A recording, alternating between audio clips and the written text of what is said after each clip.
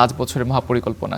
সেখানে সবথেকে বেশি গুরুত্ব দেওয়া হচ্ছে যে উচ্চ প্রবৃদ্ধি সরকার অর্জন করতে চায়, মূল্যস্ফীতি তারা নিয়ন্ত্রণ করতে চায় এবং বেসরকারি বিনিয়োগটা বাড়াতে চায়। এগুলো বাস্তবায়ন কিভাবে হতে পারে বা কিভাবে হওয়া উচিত? হ্যাঁ, এইগুলো বাস্তবায়ন করতে কিন্তু ধাপে ধাপে 5 বছরের যে আমাদের এডিপি থাকবে, তো সেটার মাধ্যমে এটা বাস্তবায়িত হবে। তবে এই মূল্যস্ফীতির যে বিষয়টা, সেটা কিন্তু অনেকটা এই যে সাপ্লাই সাইডের যে কনস্ট্রেন্টগুলো আছে সেগুলো অ্যাড্রেস করা হবে। যেহেতু আমি ওই যে 5 বছর মেয়াদী মহাপরিকল্পনা সেটার টেকনিক্যাল কমিটির মেম্বার, তো সুতরাং আমাদের মধ্যে আলাপ আলোচনা হয়েছে যে এই বিষয়গুলো আমাদের হয়তো লক্ষ্য রাখতে হবে।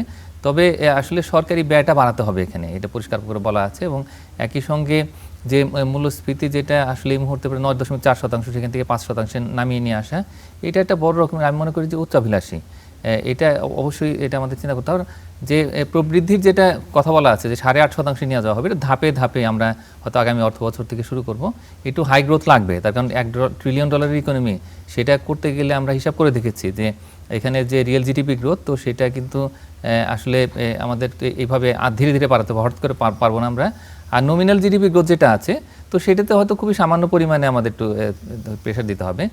আর সবচেয়ে বড় বিষয় হচ্ছে যে এই যে বর্তমানে অর্থনৈতিক যে পরিস্থিতি, যেখানে আসলে বিনিয়োগ কম এবং শিল্পের যে মানে জিডিপির যে সম্পর্ক, তো সেই অবস্থায় এটা 36% আমাদের নিয়ে যেতে হবে। তো সেটা একটা বড় রকমের চিন্তার বিষয়।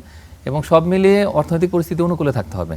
মানে যে চ্যালেঞ্জটা আমরা দেখলাম যে উপসাগরীয় যুদ্ধ, তো এবং তার কারণে কিন্তু অর্থনীতি প্রায় এলোমেলো অবস্থাতে চলে গিয়েছিল।